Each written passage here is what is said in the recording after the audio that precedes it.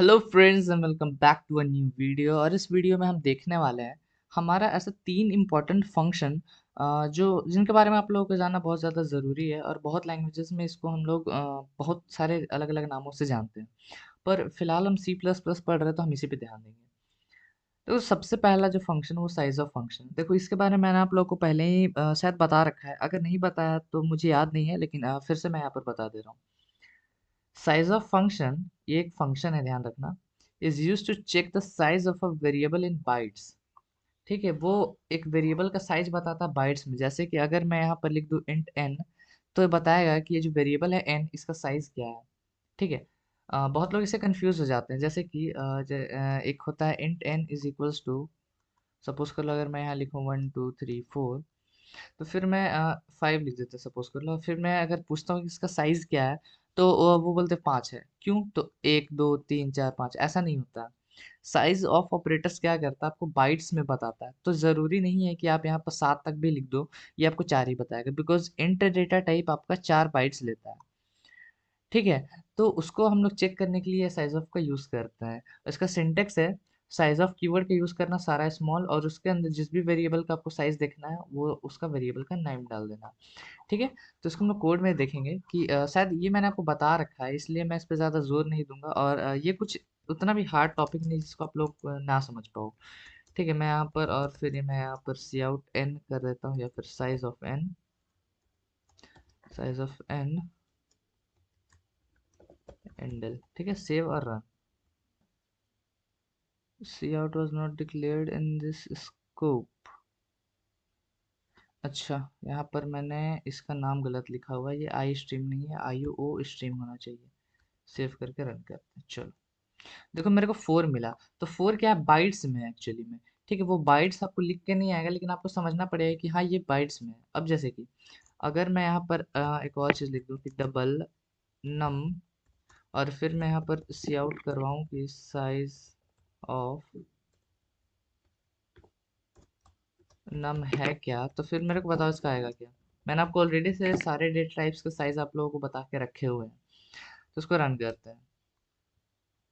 आपको 8 मिलने जा रहा है, क्योंकि डबल डेटा टाइप आपका 8 बाइट्स लेता है। अब देखो, ये ज़रूरी नहीं है कि आपने इस नम को इनिशियलाइज नहीं किया है तो आपको कुछ गलत वैल्यू दे देगा। ये छोटा मोटा डाउट मत रखना, अगर है तो खुद से कोड करके देख लो। इतना छोटा मोटा डाउट भी आप लोगों को होता है तो फिर आश्चर्य की बात है, लेकिन होना नहीं चाहिए, बिकॉज ये कुछ ज़्यादा बड़ा चीज़ है नहीं।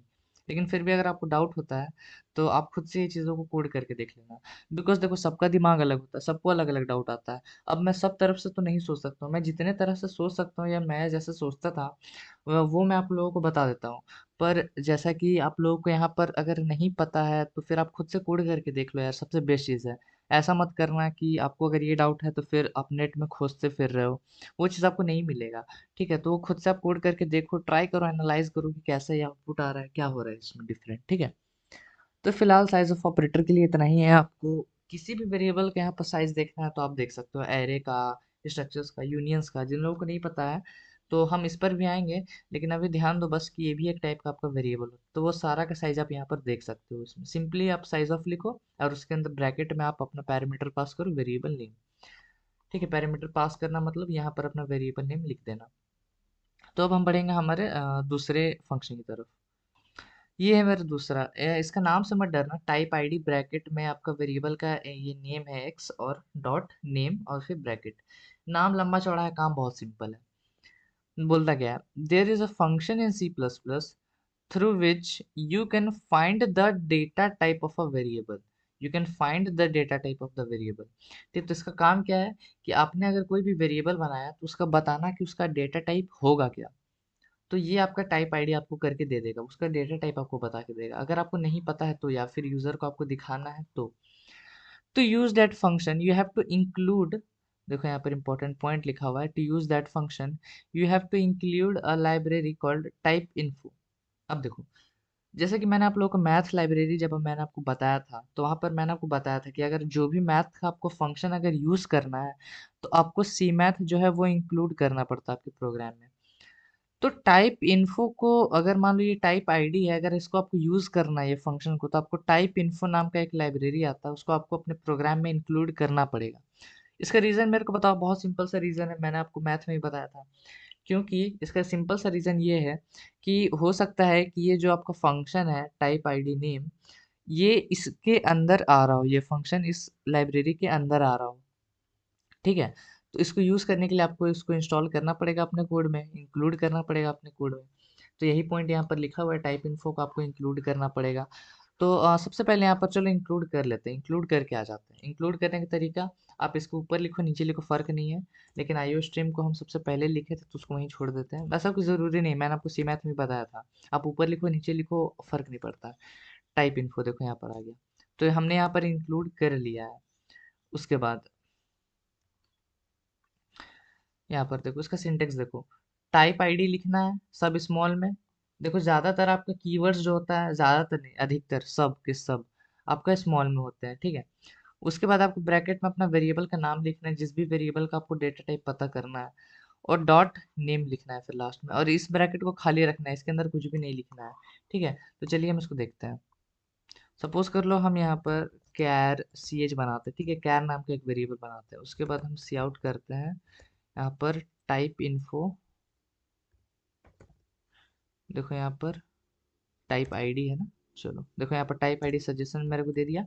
अब मेरे को वेरिएबल का नाम लिखना है, तो मैं लिखूंगा सी एच, फिर बाद में डॉट नेम और ब्रैकेट क्लोज, ठीक है। इसको सेव करके अब हम रन करते हैं।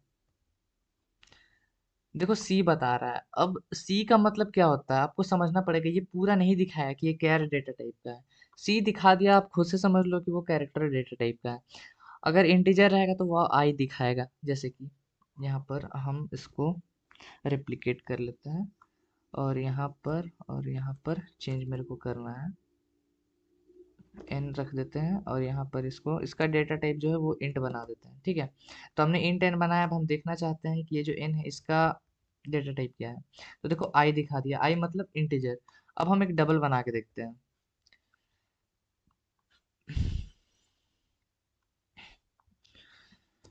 मैंने आपको ये चीज़ बताया था कि आप मल्टीपल जगह पर कैसे अपना कर्सर को ले आ सकते हो। इसको हम कर देते हैं अपना डबल, ठीक है। इसको सेव करके इसको रन करते हैं। देखो डबल के लिए डी आ गया, उसी तरह फ्लोट के लिए एफ आ जाएगा, स्ट्रिंग के लिए देखते हैं क्या आता है।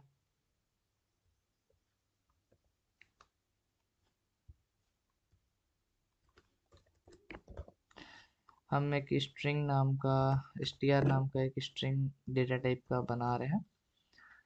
तो देखो वहां पर ये इतना लंबा आ गया। इसका मतलब ये है कि जब भी वो स्ट्रिंग डेटा टाइप का रहेगा तो आपको ये स्ट्रिंग यहाँ पर दिखाएगा, देखो स्ट्रिंग है, ठीक है। लेकिन जो बेसिक मेरे डेटा टाइप्स होते हैं, देखो हमेशा याद रखो कि ये जो सी प्लस प्लस है वो सी का एक्सटेंशन है। सी में स्ट्रिंग का एक अलग डेटा टाइप नहीं होता था जैसे बाकी सारे लैंग्वेजेस में होता है, तो उसमें बाद में डाला गया था, इसलिए ऐसा कुछ स्ट्रिंग में थोड़ा बहुत भेदभाव यहाँ पर कर दिया जाता है। लेकिन ऐसा करना नहीं चाहिए इन लोगों को, इसके लिए भी एक सिंपल सा लिख देना चाहिए, बिकॉज अगर ऐसा आएगा तो बहुत लोगों को पता नहीं चलेगा, उनको कहीं ना कहीं ये पूरा पढ़ना पड़ेगा, उनको दिखेगा यहाँ स्ट्रिंग है तो उनको समझना पड़ेगा अच्छा हाँ ये स्ट्रिंग है, ठीक है। तो फिलहाल ये चीज़ को देख लेना, तो ये आपका डेटा टाइप बताने के लिए किसी भी वेरिएबल का यहाँ पर काम आता है, ठीक है।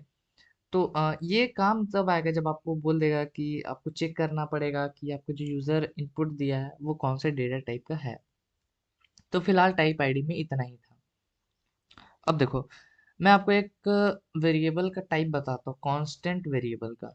अब ये बहुत एक आयरनिकल चीज़ है कि मैं कांस्टेंट भी बोल रहा हूँ, मैं कांस्टेंट भी बोल रहा हूँ, और मैं वेरिएबल भी बोल रहा हूँ।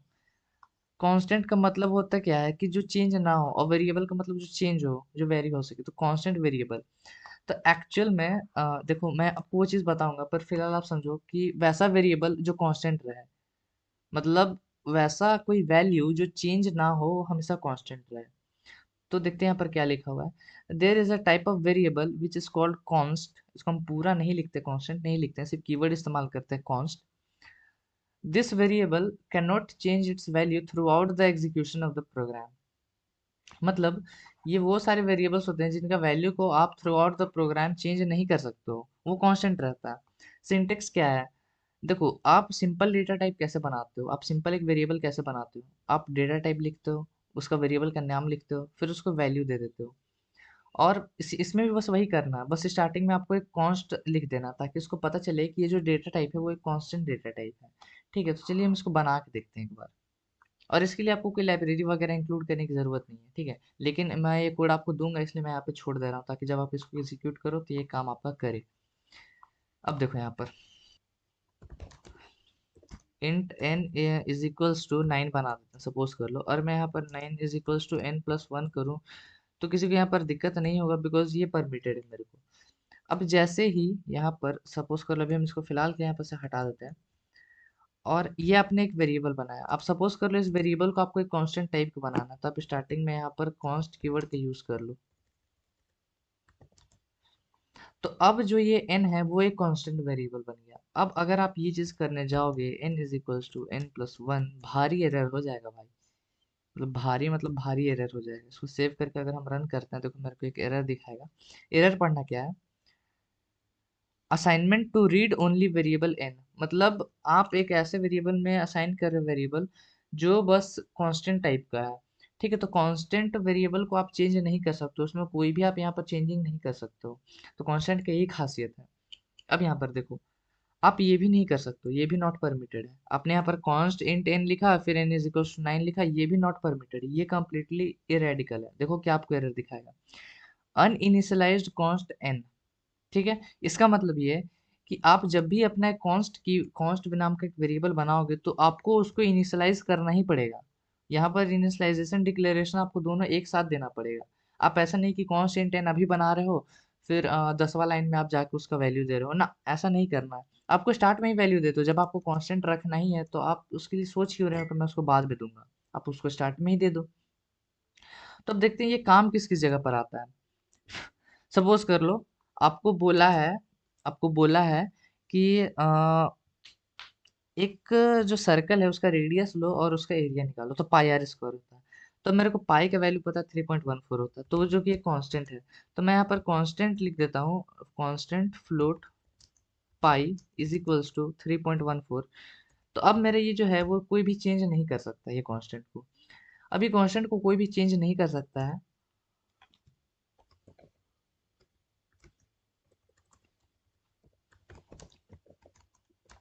तो अब जो है आप अपना एरिया बना लो, फ्लोट लिखा लो, फिर वहां पर सीधा पाई आर स्क्वायर लिख दो। यहाँ पर आर मान लो 4 है मेरे पास, तो 4 × 4 कर दो। ठीक है, इसमें कोई भी दिक्कत यहाँ पर नहीं है। तो आप जो है कोई भी आपका अगर प्रोग्राम में कोई भी कांस्टेंट आ रहा है तो वो चीज़ आप यहाँ पर डिफाइन करने के लिए लिख सकते हो। जैसे कि आप प्लैंक्स कांस्टेंट वगैरह फॉर्मूला वगैरह इसमें इंस्टॉल कर सकते हो, कांस्टेंट बना सकते हो। ठीक है, तो ये सारी चीज़ों को आप यहाँ पर कर सकते हो। तो मैं यहाँ पर कांस्ट को यहीं पर छोड़ रहा हूँ, और कांस्टेंट में याद रखना आप इसमें कोई भी चेंज नहीं कर सकते हो। तब मैं आपको एक लाइन बोलूंगा कि अब आप इसको कांस्टेंट वेरिएबल मत बोलो, आप इसको बस एक कांस्टेंट की तरह ट्रीट करो। ठीक है, आप इसको बस एक कांस्टेंट की तरह ट्रीट करो, इसको वेरिएबल ना बोलो तो अच्छा है। बिकॉज कांस्टेंट वेरिएबल सुनने में ही बहुत अजीब लगता है कि ये कांस्टेंट भी है और वेरिएबल भी है। ठीक है, तो आप इसको बस एक कांस्टेंट बोलो। तो अगर आपसे कोई पूछ दे कि ये जो पाई है ये क्या है, तो बोल देना कांस्टेंट है, वेरिएबल मत बोलना। बोलना कि ये एक कांस्टेंट है। ठीक है, तो अब हम बात करेंगे कि कांस्टेंट है तो वेरिएबल क्यों ही लिखना। देखो भाई, जो भी हम वैल्यू मतलब ऑपरेट करते हैं, मैंने आपको वेरिएबल वाले लेक्चर में ही बता के ही रखा था, आप कोई भी ऑपरेशन करो ट्राई करो कि उसको वेरिएबल के ऊपर ही करना है। तो अब यही रूल को फॉलो करते हुए हम वेरिएबल को ही बस ये वेरिएबल लिखते हैं और इसके आगे कॉन्स्ट लगा देते हैं ताकि ये कांस्टेंट बन जाए। ठीक है, बिकॉज आपको कोई तो नाम चाहिए इस कांस्टेंट को यूज करने के लिए, तो वही नाम आपका वेरिएबल हो जाता है, तो फिर उसमें हम कुछ कर नहीं सकते, इसलिए हम उसको एज इट इज छोड़ देते हैं। ठीक है, तो मेरे पास यही 3 फंक्शंस था आप लोगों को बताने के लिए। मैं आशा करता हूँ ये ज़रूर आपको हेल्प करेगा। टाइप आईडी हेल्प करे ना करे, आपको कॉन्स्ट और साइज ऑफ ऑपरेटर बहुत ज़्यादा हेल्प करने वाला है। ठीक है, तो ये चीज़ हमेशा दिमाग में रखना आपने। तो आई होप आप लोगों को कांस्टेंट वेरिएबल, टाइप आईडी और एक और कौन सा मैंने आप लोगों को बताया था यहाँ पर, साइज ऑफ ऑपरेटर। ठीक है, तो ये तीनों के बारे में आप लोगों को समझ में आया होगा। और अब हम क्या करेंगे कि मैंने आप लोगों को बहुत ज़्यादा यहाँ पर बेसिक दे दिया है। अभी हम 24-25 लेक्चर से बस वही बेसिक्स बेसिक्स बेसिक्स कर रहे हैं। आप लोगों को भी लग रहा होगा कब प्रोग्राम स्टार्ट होगा। तो चलो हम नेक्स्ट लेक्चर से आपके लिए कंडीशनल से लेके जाएंगे। ठीक है, तो वहाँ पर आपको बहुत सारे इंटरेस्टिंग इंटरेस्टिंग क्वेश्चंस मिलता है, जैसे कि एक नंबर इवन है या ऑड है उसको फाइंड करो, पॉजिटिव है नेगेटिव है उसको फाइंड करो, डिविजिबल है 7 से कि नहीं उसको फाइंड करो। तो अच्छे अच्छे क्वेश्चन बनते हैं उसके। तो अब नेक्स्ट लेक्चर से हम कंडीशनल से स्टार्ट करेंगे। ठीक है। और जब हम शुरू करेंगे तो मैं चाहता हूँ आप वहाँ पर अभी तक आपने अगर लेक्चर्स अटेंड किए हैं नहीं किए हैं मेरे को फ़र्क नहीं पड़ता, लेकिन अगर आप एक रेगुलर व्यूअर हो तो मैं आपको रिक्वेस्ट करूँगा कि वहाँ से आप वीडियोस को कंटिन्यूअसली देखो, क्योंकि मैं आपको अच्छे से हर एक चीज़ को एक्सप्लेन करूँगा। आपको जो छोटा मोटा डाउट रहता है कंडीशंस में, कैसे ये हो गया, कैसे वो हो गया, सारा चीज़ हम आपको क्लियर करेंगे, अच्छे से फ्लो चार्ट वगैरह बना के दिखाएंगे। ठीक है। तो फिलहाल आशा करते हैं आपको ये वीडियो समझ में आया होगा। अगर लाया है तो वीडियो को लाइक कर देना, चैनल को सब्सक्राइब कर देना। मिलते हैं आपसे नेक्स्ट वीडियो में। Till then keep coding and bye bye.